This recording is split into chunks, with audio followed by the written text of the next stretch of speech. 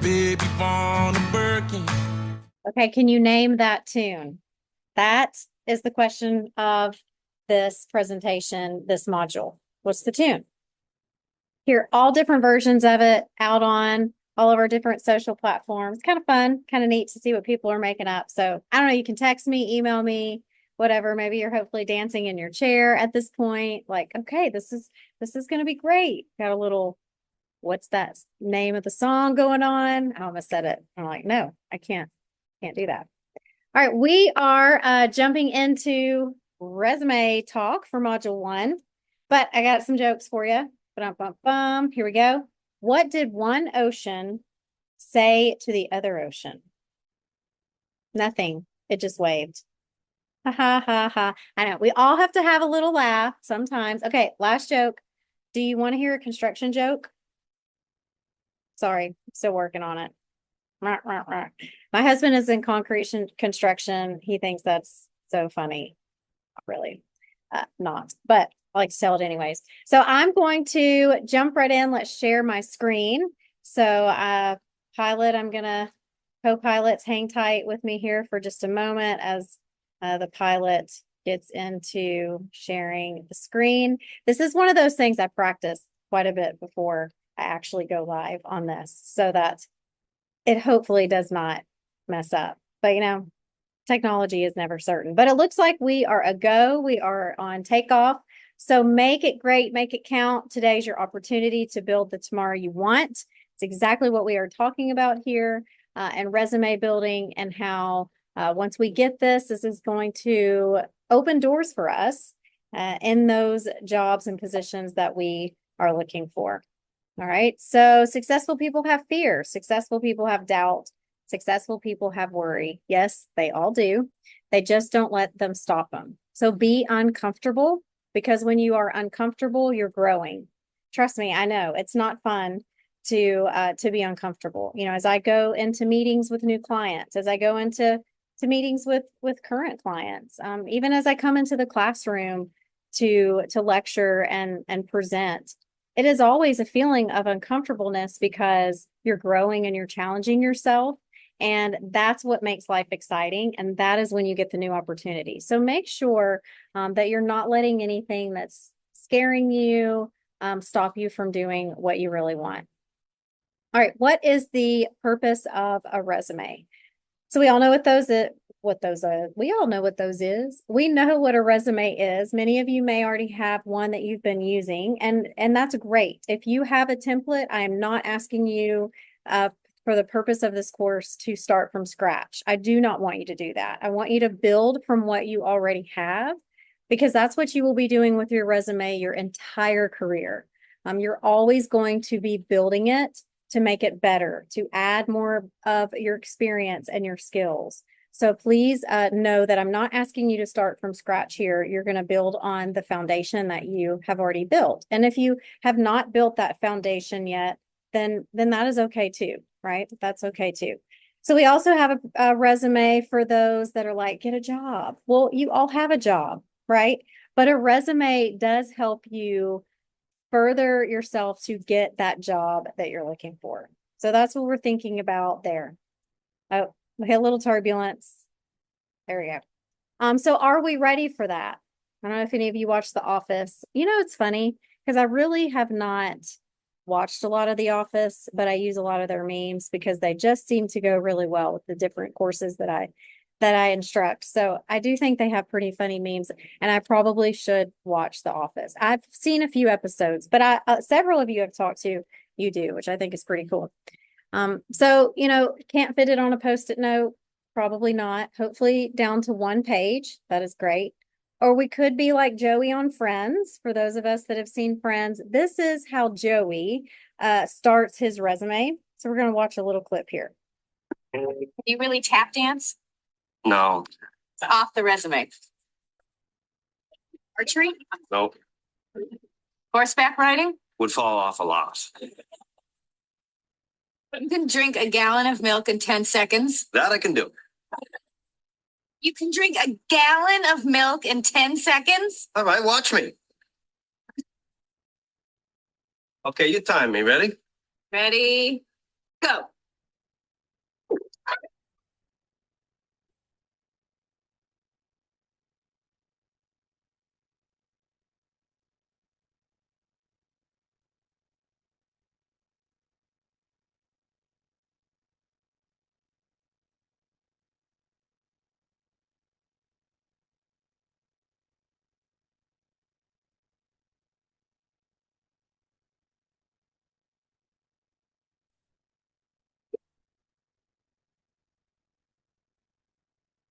Okay, if any of you try that at home, please let us know. You could take video. Let's see how you could drink a gallon of milk in 10 seconds. So basically what that's saying is make sure what you have on your resume that, of course, it's factual, right? And that we aren't overindulging in maybe the things that we can do so that we truly can speak to it once we are called for that interview. So a couple things that we really want to think about for a good resume. Of course, they're easy to follow. And by that, what am I saying? That we have our information bulleted.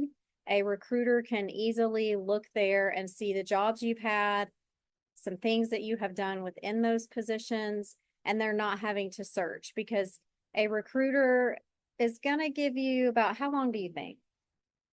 They're going to give you 5 to 6 seconds at least to begin the resume. If they're not interested, they're going to move to the next because they are looking through so many. You know, if you have applied for jobs on LinkedIn and it'll say, oh, they've had 200 applicants or 500 applicants or some even more than that. So they are going through all of those. Then, of course, we also have AI, and we'll talk about that is now going through resumes. So how do we make sure that the robot doesn't toss our resume out either?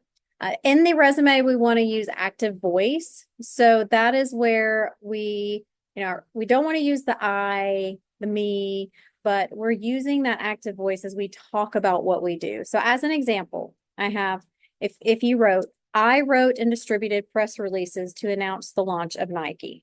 So that's pretty cool if you did. But probably none of you did. But I just thought that would sound fun because not everybody, but I see wear a lot of Nike around campus. So I wrote and distributed press releases to announce the launch of Nike. Not that that is wrong, but we want to remove that pronoun I because the person that's reading this, they know it's about you, right? This is your resume. It has your name on it. So they already know you are talking about yourself. So make it a little more of a statement to say, wrote and distributed press releases to announce the launch of Nike. So it's just much more bold. It's there and it's a statement versus this is what I did. All right. We want to contain keywords specific to the job search. This is where AI is now connecting and they're going through and saying, oh, if this resume doesn't have a lot of the key search terms, then I'm going to push this out and I'm going to keep going to the next person. Yes, this does take more time. Do I need to spend hours on it? No. Look through the job description that you're interested in. Look through a different experience and skills of your resume, maybe even in your profile or your summary section that we'll look at, and see how you can incorporate a few key words that they have there. And of course, there's different tools that you can even use to help you do that. But just something you really want to think about, as it's not always a human looking at our resumes from the beginning as it used to be. And so how are we connecting those key terms? 0 errors. Errors are going to get us thrown out. Okay, so I interviewed once for an intern. I interviewed someone to be an intern. Great interview. Sent me a follow-up email and spelled my name wrong. Did that person get the internship? No. So I figure if you cannot spell my name right in the dear Mrs. He called me Body Chambers instead of Boyd Chambers. Simple mistake, mixing up the letters, but then that tells me if you're going to mess my name up and put it in the beginning, you're probably going to do something else once you have the internship or the job, right? So that person didn't get hired just because of that. So make sure you are having someone else also proofread your work. Focusing on your skills, narrow on your impact, and we'll kind of talk more through some examples of that. So a bad resume, I'm sure you've seen them or heard about them, or maybe you have one, and that's okay. That's why you're in this class, and we're going to fix it. If it's laid out poorly, right? Maybe it's not, the dates do not flow well. The information is very long and lengthy. It's hard to follow. That's going to get your resume thrown out. Spelling errors, grammar mistakes, distracting graphics. Maybe if you've got a lot of graphics, probably don't want to have that. I also think a big topic of conversation is the headshot. So as I like to say, hey, at the end of the day, this is your resume. So you need to be happy with the product. I am here to help guide you and help you have the best resume that you can possibly have that you are 200% proud of. That is what I am here to do in conjunction with the MTSU Career Center that we will also speak about in this presentation. But so I recommend to not have a headshot, because I promise they're going to see your headshot and they're going to do all of their searching about you before you even come in for that interview. Once you have been narrowed down to be chosen, they are searching to see what kind of social media you have, what are you posting out there, what are you liking, you know, what does that, so they're going to know who you are. Even if maybe you have a portfolio page, that's a great place for a headshot. Now, I also believe if you're in broadcasting, maybe something different. I understand those resumes, they are a little bit different, and you might need to have more of a headshot because you're in broadcasting. But if you're not, then just really think through what makes the most sense. And you are uploading these resumes through so many different platforms that it can also distort the photo. It could kind of get lost in the translation of the uploading. So think there. Information that's relevant to the job. This is where your resume is a foundation, and then that foundation will be built upon per job that you interview for. And you just don't want to have the long and wordy statements. Concise, short and sweet, less is more. As I always say, the less you can have, the more impactful you can be, you will be remembered. So a couple things from Career Builder that I found were interesting, and I'm going to highlight a few. You can read through these as well. But, you know, the 77% are seeing errors. They're seeing errors of 77% of resume. That's a lot. So if you can be error-free, you're kind of already getting up to the top, right? You are already there. Unprofessional email address. They see that in around 35% of resumes, and we'll talk through that. That's a simple fix that now you are boosting yourself up to the top. Try to have your resume down to a page. Once you have more qualifications behind you, you've been in your career longer, you probably are going to be about 2 pages. You know, mine, some could be 4. But I knew I needed to shorten it. So I'm now down to 2. I'd love to be to 1, but I would be missing, you know, different things that I have been involved in. So I am at 2 pages. If you can get it to 1, though, that's really great. And see the file name. So make sure that when you're saving it, it has your name.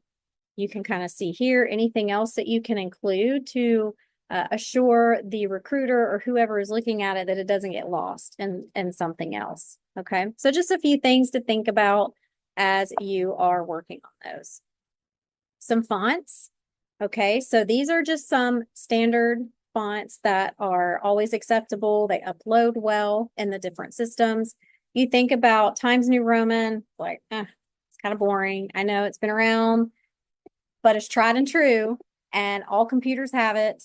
And so on the resume, that's okay if sometimes we're a little more standard with our font and our layout. We're making it easy for whoever is reading it, and we're making it different by the language that we put on there. As our quote, you know, kind of says in my top here, the language makes the resume different, okay? Our skills and how we're unique. So we talked about the email address. And I mean, these are real. This is one, the basketball dude, cool email, love it. I'm sure that was great for, you know, high school days, your college buds, whatever. But for your resume, think about how you can make it your name to keep it simple.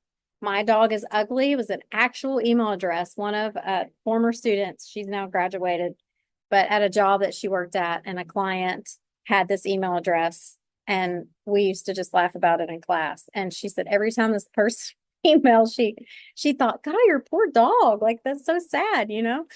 So maybe if you're just, I mean, this person wasn't applying for a job, so not a huge deal, right? But think about how can you keep it simple? Even if you have a lot of dashes and underscores, that can make it difficult, because if someone has to type your email address in, they can possibly do it wrong. So how do we make it easy for them to get our email address in the to box and that it gets sent to us, you know, if needed, right? So think about what we're putting on our resume. Okay, so we've talked about our fonts. We have talked about kind of some of the do's and the don'ts.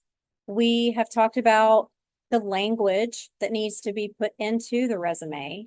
So thinking through the language, how do we say what we did in a professional and sophisticated way? I hear a lot of you say, I don't really, ABC, I don't have a ton of experience, but you do. You do have a ton of experience, and don't undersell all the different jobs that you have done. Okay. So really think through, you guys downplay a lot of times if you were customer service or if you were a waiter or waitress. Those are all great and very hard jobs. So how do we say all of the multitasking, all of the things that we did? So you don't want to say, my duties included cleaning the restrooms and seating the customers. Get it? I hope some of you are chuckling. I'm doing this to keep you awake and have fun. You don't want to say that, but this is a very important job. That's just not how we want to put it on a resume. So what we could say, because the minion's like, no, we don't want to say that. But how we could say it is, you managed facility operations to ensure a positive customer experience, because keeping the restrooms clean is very important in the experience of a customer when they come to any type of retail operation. You also, you coordinate customer needs upon arrival, serving multiple customers at a time. So if you are in charge of seating everyone and getting them situated, making sure they have water, or making sure they have the goods that they need, depending on what type of environment you work in, you are serving multiple customers at a time, and you are making sure that their needs are met so that they will have a great experience and then they will come back. So if you notice, I'm going to kind of go back. This just sounds like, well, that's good. That's great. But this is very important. So when I say don't undersell the work that you do, take it to the level that you know that you did, right? Because your job is important and they need you, or you wouldn't be there. So the takeaway here, tell your story of how you solved a problem. So think about that. In my job, how did I solve a problem? Because you're solving something or you wouldn't be there. You took action to do it, and your work equaled results. So how did you solve a problem? You took that action. What did you do? And what results did you have through that? So that's kind of the takeaway and how you're thinking through what you're really writing about. So a couple of examples to see if you love it, if you don't. Now I'm hungry for some Mickey D's. I'm loving it. The whole commercial there. Okay. Do we love Ham's resume? Is this a yay or a nay? I'm feeling like I'm getting either, like it might be this. Like a little thumbs down. Ham looks fun. He looks nice. But is he the person that you want to have on your team? Okay. So think through the graphics like we talked about. These could get distorted when he's uploading something. The font, it's kind of a little small, maybe looks different in some areas. The whole layout of it, it's a little bit, bullets are always easier to follow through. The kind of dashes make it a little bit more difficult. And think about what really matters for your resume and for this job. Okay, so think about the important things. His hobbies, those are super cool. But are they needed on his resume? No, not unless he is applying to be a salesperson at I cannot say that word, jiu-jitsu. I'm just going to leave it. You can read it. There's just some words I can't say. I apologize. And I'm in PR. I should be able to do that. We'll say like in this type of form of karate or whatever. But so that's cool, like we said, right? But he doesn't need that for probably a sales position. So how do we put on there what really matters? His profile, more than 10 years experience in retail, recognized for my ability to close deals. Okay, what kind of deals? How big were the deals? So those are great where if you can put more than just what you did, really put some metrics and measurement behind it because that tells the story and kind of closes the package to tell the recruiter and who's looking at it like, oh, he closed, $50,000 deals or $1 million deals or more. We want him on our team. So the more specific, the better. So I'm going to show you my resume example. And not that this is perfect by any means, but it is a little more easy to follow, right? It's kind of your standard format for a resume, which I will show you where we have some standard templates for you guys to work from. I have it easy for the recruiter or whoever is looking at this to click on my website. Now, look, we don't all need a website. You don't need a web page. Don't panic on that. There's Google portfolios that you can do, and we will talk through that too. But maybe whatever you have, LinkedIn, we will also talk through LinkedIn in this course. Now they can easily go find my LinkedIn there.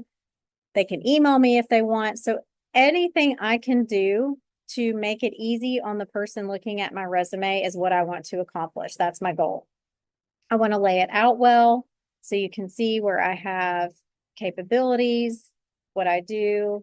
So I kind of go in with my company, then I go into MTSU, and then I go into the role. So you will start at the top and you go in descending order. So you're going to start with what's most current for your job, and you're going to work your way down into the least current. Okay. Now for your resumes, you may find that you have school up top. After you have graduated about a year to 2 years, then your education for college will kind of move down because your experience is going to move up. But as a new grad, absolutely, a lot of times you will see the school up top. So even through Ascension, I moved in a lot of different roles, but I highlight all of those roles because I did something different. And so I wanted to make sure that they see, oh, okay, she wasn't just in one single role for, 10 years or whatever, 14, 15 years. She was in several different roles. So then I kind of go into education, look at your awards, any leadership. So think about any clubs that you are in, organizations, anything at your church, or any type of involvement that you do outside of school. All of those matter. They make a difference. Any volunteering that you have done, and they're important to have on there. It shows initiative, it shows leadership. And so again, I just say, don't underestimate and undervalue the really good work that you guys do. Okay. And there is a resume writing guide that we'll also look at and you'll have access to as well. So you kind of talk about what works, and I've highlighted on this a little bit, but your notable achievements. So as we can really zone in on that data and tell them, I had a 4% increase in growth. Okay, increase in growth on Instagram, TikTok, Facebook, whatever that is. I had an increase in growth, maybe foot traffic. Maybe it was more brand awareness, but we were able to increase our postings by 2 times a week or 3 times a week. So however you can get numbers are great. And that's not always going to be the case. But as you grow through your career, think about that, right? When you're doing things that are additive and making a difference, write it down or go put it on your resume so that you're always capturing it. Improved operations by 2 days. All of those are important because it shows that your work is very impactful and making a difference there. So I will post this link for you to watch that just, on your own outside of the recording. It's got a lot of first resume, good tips. She's from Indeed, so you can see that. And a lot of it covers kind of what we've also discussed, but just some other things to kind of really think about as you are going to become a new grad and getting out of school and how you want your resume to look. So this is a helpful video that I would ask you to please take a few minutes to watch that as you're working on your resume. So really, when you kind of look at the whole picture, I want you to remember to be you, right? Be authentic. Nobody's better than you. because you are the one that brings those gifts to the position and to the team. And kind of through Career Builder, they said 70% of employers have caught a lie on a resume. So when you catch a lie on a resume, you're not going to get hired. I have also experienced that. I have interviewed someone that said she did a lot of graphic design work. And so I had her do an example and she couldn't do it at all. And she was a great candidate, but I needed her to be able to do graphic design. And ultimately, if she would have told me up front, I can't do graphic design, I would have been like, we'll teach you, right? We can get you some courses because you're great. But when you're not honest, then it makes the employer wonder, well, if you are not honest about that, and I don't even know you yet, and you're lying to get the job, then that worries me what would happen down the road. So if you're just being yourself, then that's okay, because employers want to hire good people. They can train them. You can't, it's hard to train someone that is just not a good team member, right? So just remember that in your interviews. It can always be, well, as say graphic design as an example, I do not perform graphic design, but I'm very interested in it. I did a few things in college through different class presentations and group work, and I know it's something I could learn. So then you're being very upfront and honest, but you're also saying, hey, I'm willing to learn new things if that's what would be great for the team. But then if you're not interested in it, then just be like, no, not for me. This may not be the right job. Because I always want to highlight and say that it goes both ways. When you interview, they are not only interviewing you, you are also interviewing them. And we'll really touch on that in our interviewing section. But take the job that's right for you. Don't settle. Okay. Because if you settle, then you're too busy to find the job that you really want. So be authentic, be you. This is a video I love to show to say this guy, this bruh, he was caught in the act of trying to indulge and make the situation bigger than what it was. And then this happened to him. All right, so we'll just watch. If you haven't seen this yet, if you have, you know what I'm talking about. If you haven't, here you go. The Weather Channel is now responding to reports that one of their reporters was essentially faking it during his coverage of Hurricane Florence. Probably seen the video on Facebook as that reporter struggles to keep his balance. Okay, picking it up here in Wilmington, North Carolina, right at the Intracoastal, and we're in one of these bands. So that's Mike Seidel in Wilmington, North Carolina. But as he braces and fights the wind Friday, check out the two guys who seem to walk right by him in the background there with no trouble at all. The video has been shared more than 1 million times on social media. So now a spokesperson for the Weather Channel is defending Seidel, saying it's important to note that the two individuals in the background are walking on concrete while Seidel tries to maintain his footing on wet grass. The spokesperson goes on to say Seidel was exhausted after reporting on air until 1 a.m. Okay, so here's the thing. We really don't know the whole story, right? All we know is what we've seen. Same thing when somebody reads your resume. All I know is what you put on there and then what you can or can't do. So just be honest up front, because he was just like trying to have a good shot and be kind of cool, like he was in this wind, and you got those two guys that are walking behind him. And then he got negative press coverage off of it. I'm not sure what happened to him in his job, but just be you and be authentic about it. All right, so wrapping up kind of as we look at how do we kind of tie this little segment into a bow? Okay, and we're going to go over some tools that you will have at your fingertips as you are working on these resumes. But I think remembering the language is very important. Start with a very rough draft and just start putting all kinds of things on a Word document. It kind of like creative writing. Just think through, you're a brainstorming, you are just writing stuff down, and do this over time. Take 15 minutes a day, 15 minutes every other day for the first week or two to think about it and just jot stuff. Then as you kind of get that super, super rough draft and then you get your resume template, you can start putting things in there, because there is Nothing worse than having to sit and write a resume in an hour or 2 hours because you waited till last minute. So, as someone who I also tend to procrastinate, I highly encourage and suggest take time to do that. Just have a document you're dumping stuff in over the next week to 2 weeks. Then you can really start formulating that outline of your resume. Think about the language. Think about your pronouns. Remove the I because they know who we're talking about. Okay. And think about how do you take something that to you think it is not impactful, but it really was. And how do you make that language in a professional career building way for your resume? So some tools that we have and kind of the next steps after this presentation. So the MTSU Career Center, and I will have the link for you on, or it's on already on your module. So this is their homepage. If you have not gotten to know them yet, you will get to now.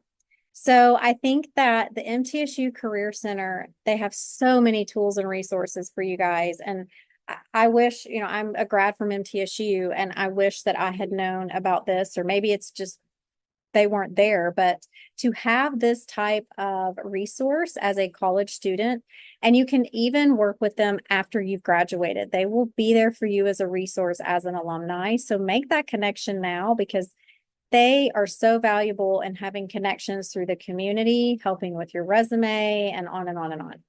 So this is where you would schedule an appointment. Click here.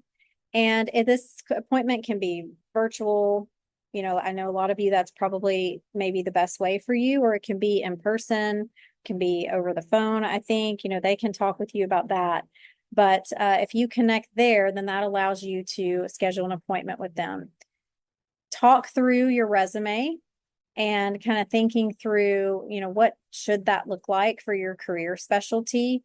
And it'll just be another valuable resource for you. Okay, so there is that piece that we will be focusing on.